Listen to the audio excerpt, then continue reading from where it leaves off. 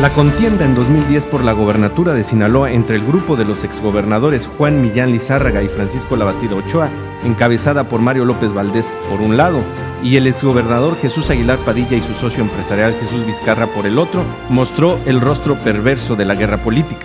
El fin justifica los medios. La base de sus campañas se cimentó en el espionaje y la información privilegiada. El grupo del exgobernador Juan Millán tenía la ventaja en la persona de Luis Pérez Hernández, su carta fuerte. Pérez Hernández fue secretario de gobierno con Millán Lizárraga y subdirector de la misma dependencia con Jesús Aguilar. Dueño y señor de información privilegiada, Luis Pérez terminó siendo pieza clave en la victoria de Maloba, pero la misma información que poseía y le dio poder terminó costándole la vida un año después de la llegada de López Valdés. Francisco Eduardo Urrea Ortega fue otra pieza clave en el espionaje que operó el grupo de Jesús Vizcarra durante la campaña por la gobernatura en 2010.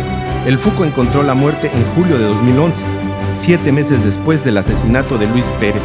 Humberto Millán Salazar fue amigo de Luis Pérez Hernández y la información privilegiada que poseía tenía la ruta de la Secretaría de Gobierno.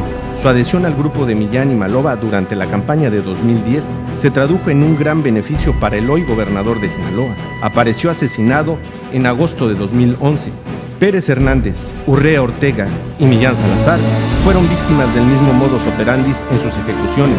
Fueron levantados, asesinados y aparecieron sus cuerpos en la vía pública. ¿Quién dio la orden de asesinarlos? Bienvenidos a su programa de Primera Visión, un esfuerzo periodístico acá en Sinaloa de la prensa independiente. Estamos llegando hasta usted vía internet. Queremos mostrarle una nueva forma de llevar el periodismo hasta sus hogares, hasta su oficina. Queremos utilizar un lenguaje fresco, un lenguaje en el cual nos pueda entender, un lenguaje claro, para presentarles las noticias como son. En esta ocasión tenemos a mi compañero Alejandro Sicario Rivas. Sí, saludo a los cibernautas que nos están siguiendo en de primera, saludo a Bernardino y a Martín. Tenemos a Martín Durán Romero. Un saludo a la audiencia que nos está viendo acá por internet. Un saludo también a mis compañeros Berna y Alejandro. Hoy platicaremos de un tema que ha hecho sonar, ha hecho eco en todo lo que es la administración de Mario López Valdés. Y me refiero a lo que tiene que ver con los asesinatos políticos. Este tema lo traemos hasta usted para que usted forme su criterio, forme su análisis. Y lo más importante es lo que usted decida para crear una conciencia de periodismo libre en Sinaloa. Alejandro, este tema pues casi es motivo de autocensura en los medios de comunicación. No ha habido un seguimiento desde aquella vez que tanto Marisela Morales, que era la procuradora, como el mismo gobernador dijo que se iba a aclarar esto y que no iba a pasar otra cosa más que agarrar a las personas que hicieron esto, o sobre todo quiénes son los que están atrás del asesinato de estas personas.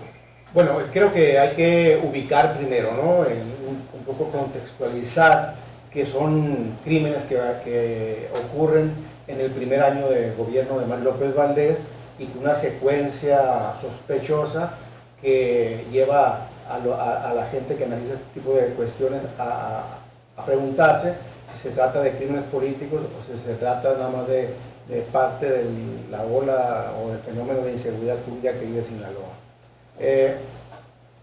Y la otra característica que también hay que analizar es que todos están impunes. En ninguno de los casos se ha aplicado la justicia, no hay detenidos, las investigaciones se acabaron de pronto, en algunos casos las atrae las fiscalías federales, pero la característica común es impunidad, creo yo, ¿no? Y partiendo de esa base, tenemos que analizar si entran dentro del esquema de crímenes políticos o son crímenes como parte de la ola violenta que vive el Estado. Martín, estas personas, tanto Luis Pérez como Humberto Millán, como Francisco Urrea, estuvieron cerca de la política. Uno siendo periodista era una de las trincheras que más manejaba, una persona que criticaba mucho la política desde su punto de vista, pero decimos crímenes políticos porque su actividad estaba dentro de la política.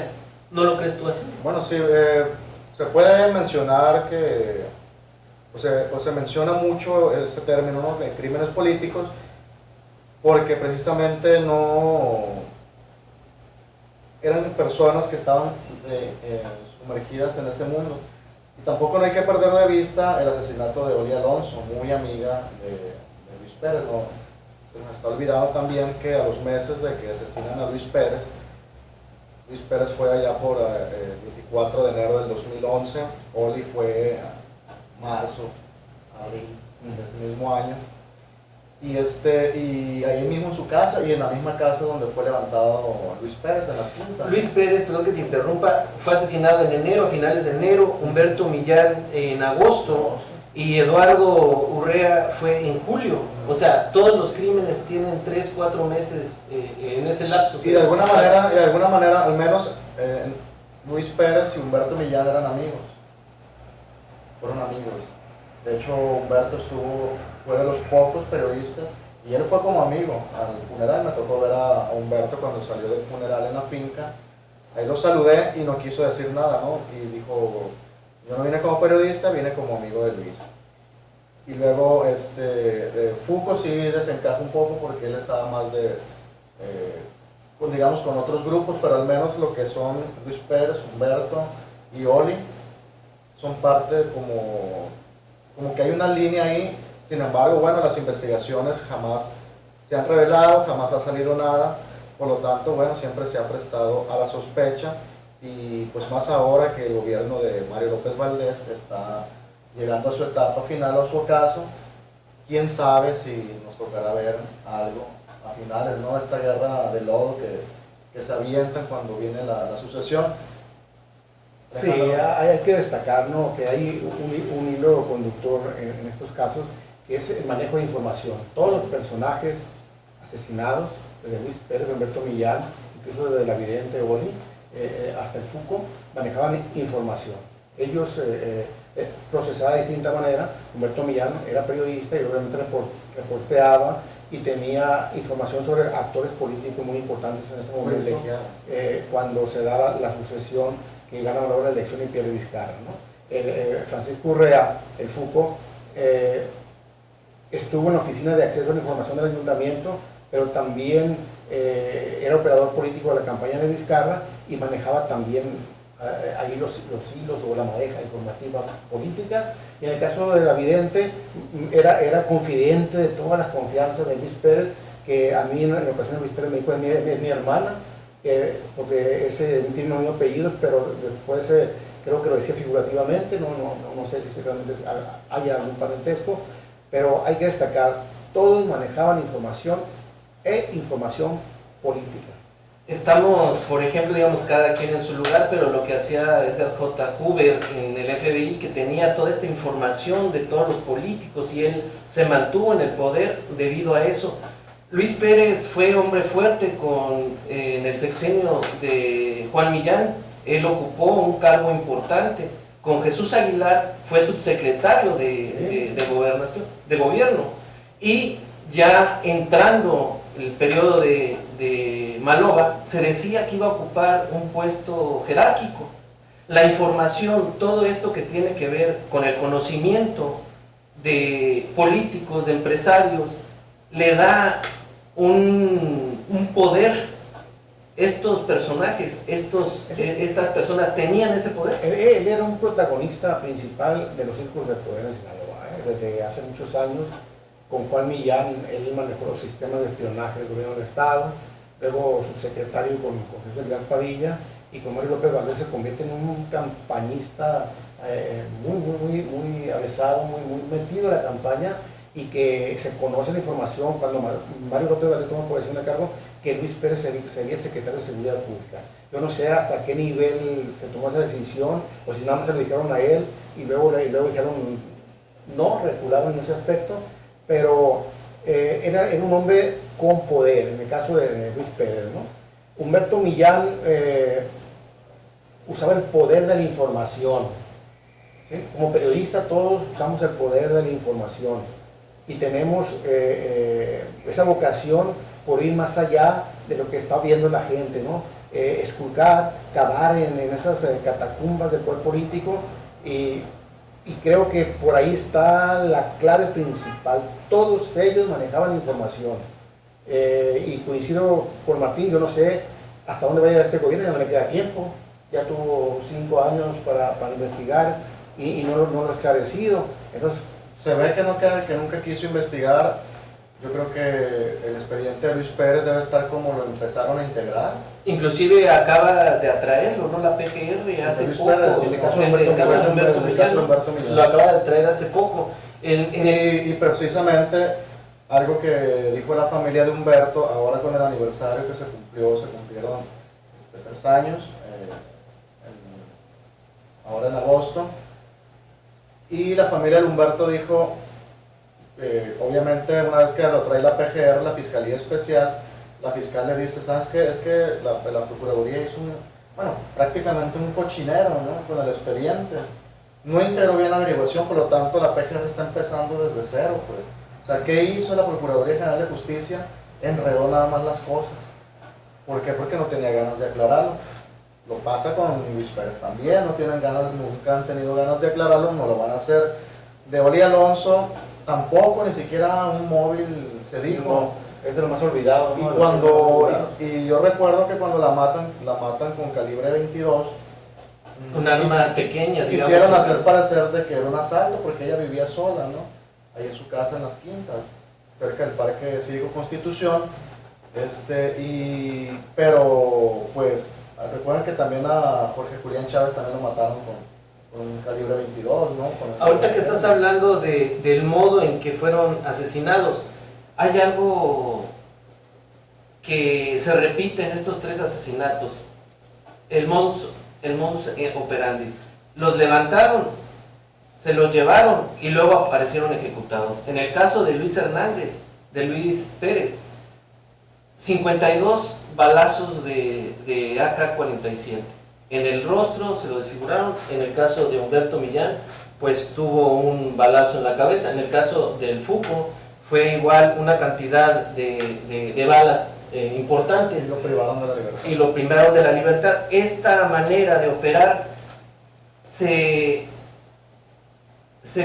puede ahí involucrar que fue el narco, que fue esto, porque muchas veces cuando pasan este tipo de cosas se dice, bueno, es que tiene que ver el narco. Esta forma de haber matado a estas personas habla de que pudiera ser el mismo ente, la misma mente criminal que está detrás de esto. Bueno, la mentalidad criminal sí, porque ya no hay mucha diferencia entre el modus operandi de los criminales políticos y del crimen organizado, que es el narcotráfico en sí, ¿no? Creo yo que es una especie de querer desviar la atención hacia el crimen organizado, ¿sí? Porque exactamente las características es de que pistoleros entrenados que saben levantar a las personas, que saben secuestrarlas, llevárselas y ejecutarlas, ¿no? Pero creo yo que es mucho más, 80% de lo que no sabemos y 20% que sabemos, ¿no? ¿Qué sabemos? Pues sabemos que lo asesinaron, sabemos a qué se dedicaban, sabemos a quién afectaban en sus labores, en sus actividades, pero no sabemos quién los mandó a asesinar. Y eso es fundamental, y eso no es tarea obviamente de nosotros investigarlo, es tarea de las fiscalías, del Ministerio Público y del aparato de justicia, del aparato judicial, ¿no? ¿Qué pasa aquí? ¿Por qué tocamos este tema en este momento? Porque viene la elección de junio del próximo año. Y este tema va a estar muy en la palestra, muy vigente, y se va a hablar mucho de esto en las campañas de los políticos. Esto es lo que mi olfato político me dice que va a ocurrir. Y es que ahorita, usted lo puede constatar, se habla de las sucesiones, la sucesión de dirigentes del PRI, que quién va a ser el gobernador, como si ya se hubieran ido los que ahorita están gobernando. O sea, todavía queda un año de gobierno y lo que es los medios de comunicación están más enfocados en quién va a sustituir a los que ahorita están, cuando los que ahorita están no han hecho su trabajo. Esta es una asignatura pendiente, esto es algo que no se ha cumplido. Ellos pues están ahora sí que rascándose la barriga de felicidad, ¿no? Pues si no de felicidad, sí de remordimiento, ¿sí? Porque esto implica remordimiento, ¿no, Martín? Implica que si eran amigos de ellos. No, yo me refiero a que se están rascando la barriga de felicidad en el hecho de que lo ven como que ya pasó, o sea, como que la gente no va a... Exactamente, la gente ya no le va a pedir cuentas a los gobiernos que ahorita se están yendo, ¿no? En ese caso, en el caso de haber matado a estas personas, que obvio, sí, que es no haya lamentable sido, que no haya sido, pienso yo que de todos modos, por más que sea un criminal ya frío, ya entrenado, que ya esté acostumbrado a esto, en algún rincón de la conciencia debe de existir algún remordimiento, ¿no? Entonces, pero esto no es cosa de remordimiento, esto es cosa de justicia. O sea, si el gobierno no hace su trabajo, y no aclara estos hechos, entonces el remordimiento lo va a llevar el gobierno, porque no se aclaró, ¿sí? Y se va a llevar ese algo de sospecha también, ¿por qué no aclaraste esos casos? Se trataba de gente que participó contigo en la campaña, de gente que te apoyó en la campaña periodísticamente o como operador o como activista, de gente que en el caso del FUCO apoyó la campaña de Vizcarra. Entonces, ¿por qué no los esclarecieron? ¿Por qué se llevan esa carga pesada que con los años se les va a reconocer? Nunca van a abandonar esa carga moral que llevan con estos crímenes. Bueno, pues nos sorprende detrás de cada estado, de cada gobierno y de cada fortuna, siempre hay un crimen, ¿no? Entonces, pues es como se construye, ¿no? Lamentablemente este tipo de poder, así, para legitimarse. Y hablo también no del poder que está ahorita establecido, sino de los poderes fácticos, ¿no? Al final de cuentas, ¿no? En el caso de estas tres personas, ahorita que Alejandro lo indica muy bien, tuvieron muchísimo que ver con campañas, con gobiernos, inclusive el mismo Luis Pérez estuvo arraigado, ¿no? Luis Pérez fue uno de los artífices de todo el aparato de espionaje también dentro de la campaña de Mario López Valdés. Armaron, acuérdense, muchos facsímiles de información sobre Vizcarra y sobre todos los acompañantes de Vizcarra, y también del otro lado también operaron. Yo recuerdo que también entregaron documentos de supuestas investigaciones que también al equipo de Maloba y a mismo Maloba habían hecho, ¿no? Entonces, pues era una guerra de inteligencia y contrainteligencia, y Luis Pérez tuvo que ver mucho ahí. Yo recuerdo haberlo visto cuando reventaron.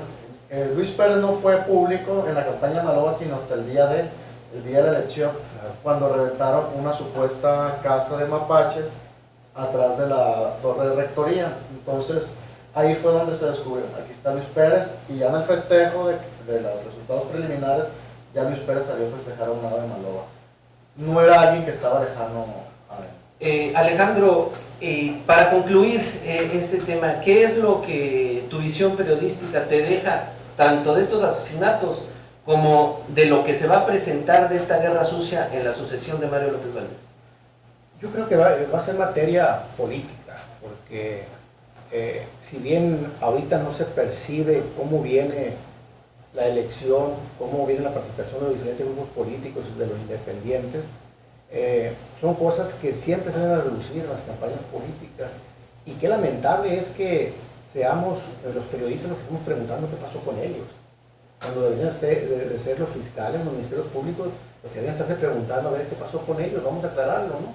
Creo que lo que viene es reparto de culpas, sin elementos, nada más por culpar y por manchar, se van a echar los muertos unos a otros, ¿sí? Y yo les digo, piensen en las familias que quedaron desamparadas, piensen en los deudos, piensen en el daño que le van a causar a la sociedad a ustedes mismos, diciéndole, no los esclarecí, pero ahorita me están sirviendo políticamente y los estoy utilizando. ¿Tu conclusión, Martín? Mi conclusión es que el gobierno de Maloba nunca quiso entrar en el tema, lo cual lo cubre con el manto de la sospecha, ¿no? O sea, por omisión, ¿no? Entonces, yo no espero gran cosa, espero también que a río revuelto ganancia pescador, y ahora en las campañas que van a venir, eso va a ocurrir como ocurre siempre. Entonces, no creo que cambie, y si cambia, va a ser para que todo siga igual, ¿no? ¿Tiene idea usted, licenciado, quién mató a Luis Pérez? No tengo la más remota idea.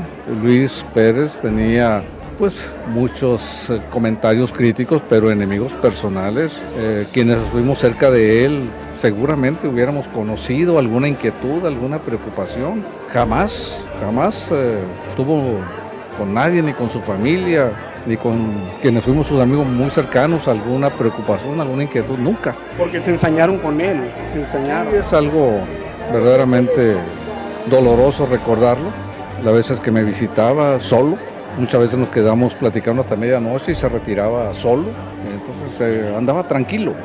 Hay quienes presumen y conjeturan y hacen hipótesis de que son crímenes de tipo político los que han ocurrido en Sinaloa. No, yo no me atrevería, porque si bien por el desempeño de una actividad delicada como la que él tuvo, prácticamente en 2 sexenios, le ocasionó muchas críticas, pero si platicamos con quienes se podían considerar adversarios políticos, las expresiones hacia Luis eran de consideración y de respeto, o sea, no llegaban al encono personal. ¿Usted ve conexiones, Juan, respecto a estos crímenes que han sucedido en Sinaloa, todos con un patrón denominador o con un patrón común, que es gente muy cercana al poder, con mucha información, etcétera, como se ha establecido en anteriores publicaciones? Sí me llama la atención los comentarios, los señalamientos, pero no encuentro, la verdad, ninguna vinculación en ese sentido.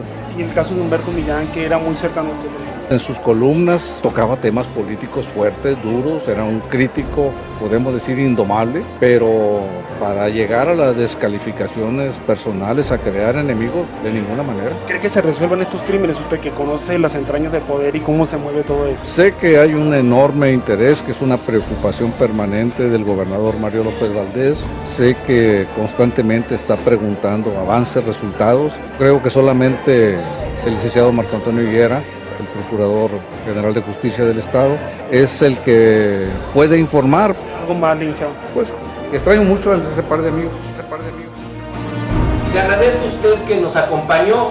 Le ofrecemos este tipo de periodismo para que usted haga sus propios análisis y de ahí parta en una nueva visión de ver el periodismo.